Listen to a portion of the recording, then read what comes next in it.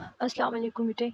बिस्मिल्लाहिर्रहमानिर्रहीम। अच्छा, last time हमने चैप्टर नंबर 19 स्टार्ट किया हुआ था। उसमें हमने पढ़ा था स्पेशल थ्योरी ऑफ रिलेटिविटी और हमने उसके कुछ पोस्टुलेट्स पढ़े थे, लाइक लेंथ कॉन्ट्रैक्शन, मास वेरिएशन और टाइम डायलेशन। ठीक है, कि अगर कोई भी बॉडी स्पीड ऑफ लाइट से मूव करती है तो उसका जो मास है वो क्या हो जाता है, इनफाइनाइट हो जाता है। ठीक है, लेकिन वो कहते हैं अगर जब इसको डेली लाइफ में देखा गया कि स्पेशल थ्योरी के अकॉर्डिंग अगर कोई भी बॉडी बहुत स्पीडली मूव कर रही है तो इसका मास क्या हो जाना चाहिए, इंक्रीज हो जाना चाहिए। ठीक है, लेकिन वो कहते हैं कि डेली लाइफ में हमें ये जो चेंज है ये नज़र नहीं आया कि अगर कोई भी बॉडी बहुत स्पीडली मूव कर रही है तो उसका मास हम ऑब्जर्व नहीं कर पाते। ठीक है, तो आइंस्टाइन ने इसी चीज़ को प्रूव करने के लिए कि हम उसका मास क्यों नहीं है, उसके मास में इंक्रीज हम नोटिस कर पाते, ये आपको इक्वेशन दी which is E is equal to mc²। ठीक है, और आपको आइंस्टाइन के according, special theory of relativity के अकॉर्डिंग, आप क्या है कि मास को एनर्जी में कन्वर्ट किया जा सकता है, एनर्जी को मास में कन्वर्ट किया जा सकता है। ठीक है, आपको यहाँ पे एक इक्वेशन नज़र आ रही है, फर्स्ट वन, ई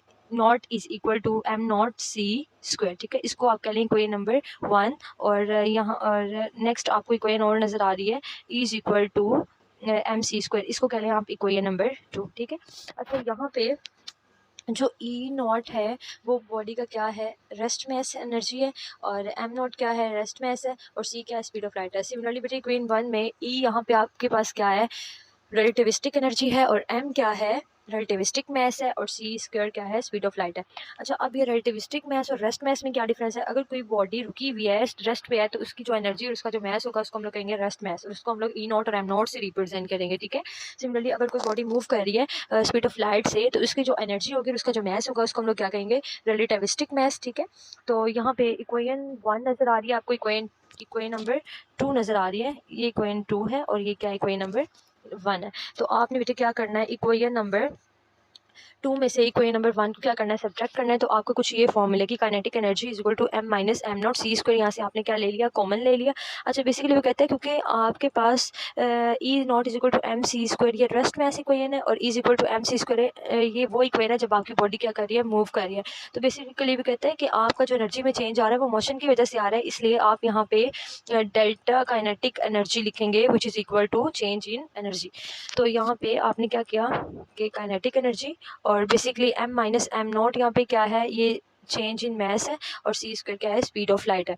अच्छा, ये इक्वेशन हमें क्या बताती है कि अगर delta m is equal to delta E over c square, कहता है कि अगर आप जो है कोई भी बॉडी क्या है वो स्पीड ऑफ लाइट से मूव कर रही है तो सी की वैल्यू बहुत ज़्यादा क्या है, लार्ज है। ठीक है, और अगर सी की वैल्यू लार्ज है तो इसका मतलब है कि मैस क्या होगा, बहुत ज़्यादा स्मॉल होगा। ठीक है, क्योंकि इनवर्स सी की वैल्यू क्या है, सॉरी, सी की वैल्यू क्या है, बहुत ज़्यादा लार्ज है, तो डेल्टा एम क्या होगा, इनफाइनाइट होगा, मींस बहुत ज़्यादा होगा। और इनफाइनाइट मैथ को मूव करवाने के लिए आपको इनफाइनाइट अमाउंट ऑफ एनर्जी देनी पड़ेगी। और डेली लाइफ में कहते हैं एनर्जी चेंजेस ही इतने नेग्लिजिबल होते हैं, इतने स्मॉल होते हैं कि आप उसको डिटेक्ट नहीं कर सकते। इसलिए अगर एनर्जी चेंजेस स्मॉल है तो उसका मैस भी क्या होगा, स्मॉल होगा, वो भी नेग्लिजिबल होगा। ठीक है, तो सम अप यहाँ से क्या हुआ कि मैस में इंक्रीज डेली लाइफ में हम लोग इसलिए नोटिस नहीं कर पाते क्योंकि डेली लाइफ में एनर्जी के जो चेंजेस होते हैं वो बहुत ज़्यादा क्या होते हैं, स्मॉल होते हैं, और स्मॉल एनर्जी चेंजेस की वजह से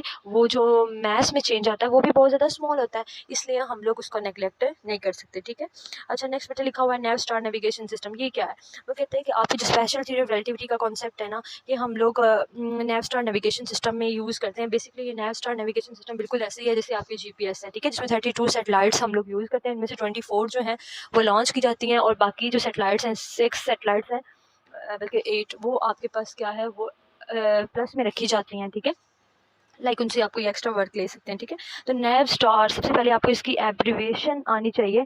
नेव स्टार का क्या मतलब है, navigation satellite time and ranging. ठीक है, तो ये आपको क्या बताती है कि किसी भी ऑब्जेक्ट जो आपकी अर्थ के सराउंडिंग में रिवॉल्व कर रही है उसकी आपको स्पीड और एग्जैक्ट पोजीशन के बारे में इन्फॉर्म करती है। ठीक है, सो वो कहता है कि अगर आपको पता है बेटे हमारे पास दो तरह की फिजिक्स है, एक आपके पास रिलेटिविस्टिक फिजिक्स है और एक आपके पास कौन सी फिजिक्स है, क्लासिकल फिजिक्स है। ठीक है, रिलेटिविस्टिक फिजिक्स में आपके पास चीज़ें स्पीड ऑफ लाइट से मूव करती हैं। ठीक है, और क्लासिकल फिजिक्स में आपके पास चीज़ें जो है वो less than speed of light से मूव करती हैं। ठीक है, वो कहते हैं अगर हम लोग नेविगेशन सिस्टम में रिलेटिविस्टिक इफेक्ट्स को देखें, मतलब रिलेटिविस्टिक इफेक्ट्स को देखें, लाइक जिसमें चीज़ें स्पीड ऑफ लाइट से मूव करती हैं, तो आप उस सैटेलाइट की जो है आपके पास वो स्पीड जो है वो आप एक्यूरेटली बता सकते हैं एज़ कम्पेयर टू आपके पास जो क्लासिकल है, ठीक है, जिसमें आपको चीज़ें less than speed of light से मूव करती हैं। इन शॉर्ट आपको बताऊँ तो आप रिलेटिविस्टिक इफेक्ट्स को यूज़ करके आप मोर एक्यूरेट रिजल्ट्स दे सकते हैं, ठीक है।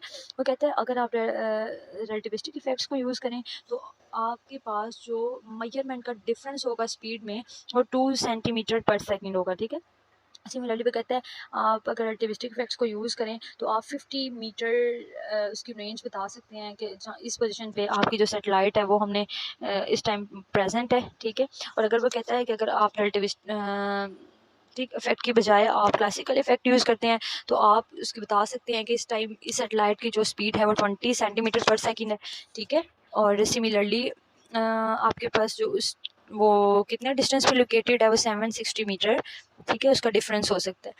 तो अगर सम अप करूँ तो यहाँ पे वो कहते हैं कि अगर कोई भी सैटेलाइट है अगर आप उस पर रिलेटिविस्टिक इफेक्ट लगाते हैं तो वो उसमें आपको माइन्यूट स्पीड का डिफरेंस होगा लाइक 2 सेंटीमीटर पर सेकेंड, और उसका जो माइन्यूट डिस्टेंस का डिफरेंस होगा वो कितना होगा 50 मीटर।